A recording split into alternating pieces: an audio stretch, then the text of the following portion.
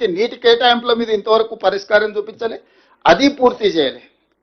భీమా, నెట్టంపాడు, కోయిల్సాగర్ ఏ project చూసినా సీతారామసాగర్ వరకు, ఇందిరాసాగర్ వరకు ఆ కిందికి పోతే ఏ ఒక్క ప్రాజెక్టు కూడా ఈ 9.5-10 సంవత్సరాలలో చంద్రశేఖరరావు పూర్తి చేయకపోవడం వల్ల ఈరోజు మనకు హక్కులు రాలేదు, ప్రయోజనము చేకూరలేదు.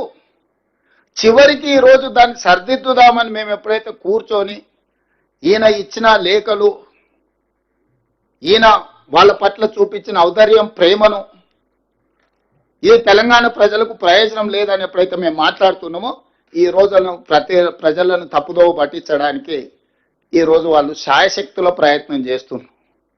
అందుకే ఈరోజు కృష్ణానదిలో చంద్రశేఖరరావు గారు చేసిన ద్రోహము ఉమ్మడి రాష్ట్రంలో సీమాంధ్ర పాలకులు చేసిన అన్యాయానికంటే 1000 రెట్లు ఎక్కువ అన్యాయం చేసిండు చంద్రశేఖరరావు. నిజంగా ఒకవేళ అనాల్చి వస్తే, ఒకవేళ ఇట్లాంటి తప్పులు చేసినందుకు వాళ్ళని ఒక్క కొరడా దెబ్బ కొట్టాల్సి వస్తే చంద్రశేఖరరావు గారిని 100 కొరడా దెబ్బలు కొట్టాల్సింది కృష్ణానదిలో మనకు చేసిన ద్రోహానికి. అలాంటిది ఈరోజు ఎదురుదాడి ఎట్లా అంటే ఇంకా అడ్డు అదుపు లేదు, వాస్తవాల ప్రాతిపదిక లేదు.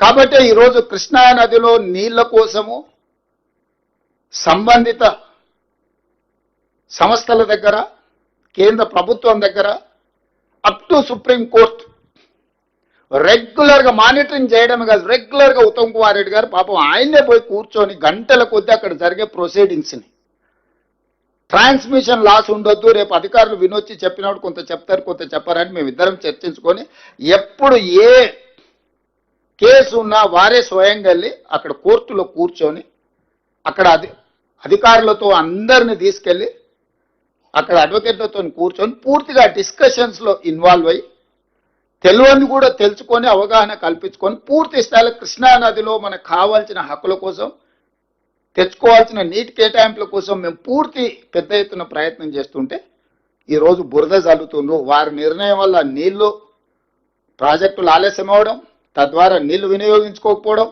ఈరోజు శ్రీశైలం బ్యాక్ వాటర్స్లో వాళ్ళు తరలించుకోపోవడానికి అవకాశం ఇవ్వడం వల్ల కంప్లీట్గా పవర్ ప్రాజెక్ట్స్ కూడా డిఫంక్ట్ అయిపోతున్నాయి. ఈరోజు 1000 కోట్ల రూపాయలు ఖర్చు పెట్టినా కూడా ప్రాజెక్టులు కట్టలేం. అప్పట్లో పెద్దలు కట్టారు కాబట్టి శ్రీశైలం, నాగార్జున సాగర్, పులిచింతలు పవర్ ప్రాజెక్ట్స్ ఈరోజు డెట్ ఫ్రీ అయిపోయినాయి. ఇవాళ పవర్ ప్రాజెక్టులు అన్నీ కూడా డిఫంక్ట్ అవుతున్నాయి.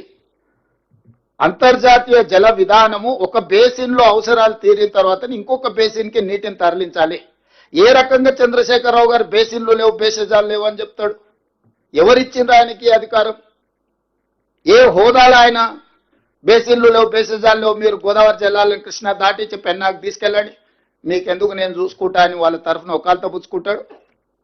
వాళ్ళ పట్ల వాళ్ళ పక్షాన పాలెగాడి కింద మారిండా? ఇది అడుగుదామంటే ఆయన రాడు. వాస్తవాలు వివరిద్దామని అంటే ఆయన చర్చ కుదరదు అంటాడు. పిల్లలతో అన్ని చిల్లర మాటలు మాట్లాడతారు, ఇటు తిప్పుతాటు అటు తిప్పుతాటు. అట్లాంటి మాటలకు చాలా మంది ఉన్నారు సమాధానం చెప్పడానికి. కాకపోతే ప్రభుత్వం నడుపుతున్నాం కాబట్టి ఒక విధానం. రెండవది ఇంకా గోదావరి. ఇవాళ గోదావరి నది మీద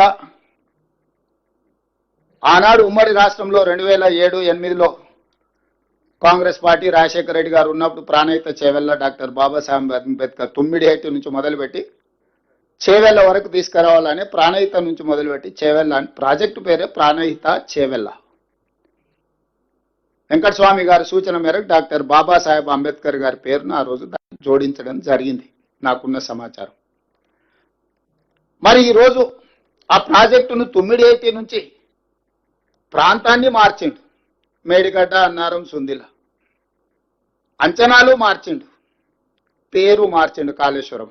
సరే, స్వార్థం కోసం ఏదైనా చేసిండని ఒక క్షణం ఏదైనా అనుకున్నా, ఎందుకు రంగారెడ్డి జిల్లాలో, నల్గొండ జిల్లాలో ఆయకట్టును తొలగించిండు?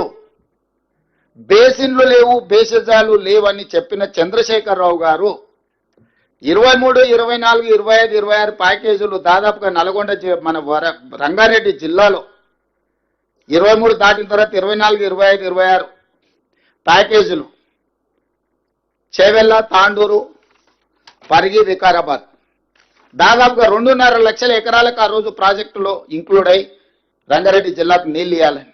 అదేవిధంగా నల్గొండ జిల్లాకి ఇచ్చిన నల్గొండ కానీ ఇతర అసెంబ్లీలు అవి కలిసి దాదాపుగా 4 లక్షల ఎకరాల ఆయకట్టును తొలగించండు. రంగారెడ్డి జిల్లాను మొత్తం తీసేసిండు. ఎందుకు కాళేశ్వరం అనే పేరు పెట్టిండే ప్రాణిత చేవెళ్ళ అంటే చేవెళ్ళ ఉంటే చేవెళ్ళకు నీళ్లు రాకపోతే నిలదీస్తారని చెప్పి రంగారెడ్డి జిల్లాకు అన్యాయం చేయడానికి ఏం కారణం చెప్పిండు?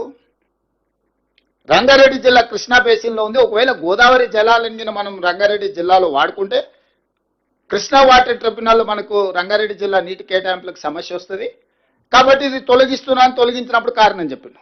నేను ఇప్పుడు అడుగుతున్న చంద్రశేఖరరావు గారిని, నువ్వే స్వయంగా చెప్పిన బేసిన్లు లేవు, బేసిజాలు లేవు, నీళ్లు ఉంటే ఎక్కడైనా వాడుకోవచ్చని. బేసిన్లు లేవు, బేసిజాలు లేవానేమో గోదావరి జలాలను కృష్ణా బేసిన్ దాటి పెన్నా బేసిన్కు తరలించమని సీమాంధ్రులకు చెప్పినావు. కానీ కృష్ణా బేసిన్ కానుకోనున్న, గోదావరి బేసిన్ కానుకోనున్న కృష్ణ ఉమ్మడి రాష్ట్రంలో స్పష్టంగా చట్టంలోనే పెట్టిండ్రు అన్నాడు. ఇట్లాంటి సమస్యలు వస్తాయి కాబట్టి చట్టంలో 11th షెడ్యూల్లో నీటి కేటాయింపులకు సంబంధించి స్పష్టంగా 11వ షెడ్యూల్లో స్పష్టంగా ఈ చట్టం 2014 రాష్ట్ర పునర్విభజన చట్టంలో ఇట్లాంటి తలమాసిన వాళ్ళు ఉంటారు, తలాతోక లేకుండా మాట్లాడతారు. భవిష్యత్తులో ఇది సమస్య కాకూడదని స్పష్టంగా చెప్పారు. ఏం చెప్పిండ్రు? పనులు నడుస్తున్న ప్రాజెక్టుల కార్యనిర్వహణ కృష్ణా మరియు గోదావరి నదులపై మున్ముందు చేపట్టబోయే ప్రాజెక్టు పనులకు సంబంధించి సదరు ప్రాజెక్టులు ఉన్న భూమి ప్రాంతం ఏ రాష్ట్ర ప్రభుత్వ అధికార పరిధిలో ఉంటుందో ఆ రాష్ట్ర ప్రభుత్వానికి వాటి బాధ్యత ఉంటుంది. స్పష్టంగా పాయింట్ నెంబర్ 8లో స్పష్టంగా